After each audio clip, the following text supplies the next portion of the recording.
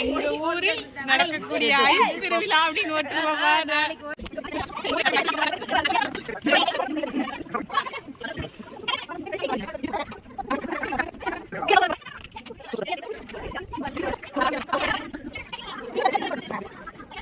போயிருந்து நல்லா இருந்திருக்கு. கோவில் திரும்பி பார்த்து ஷாக் ஆயிரும்.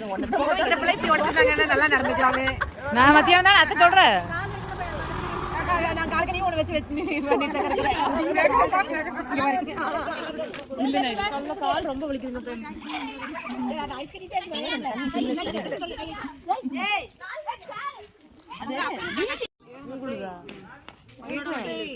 வண்டி ஏன் வண்டி என்ன ஒண்ணு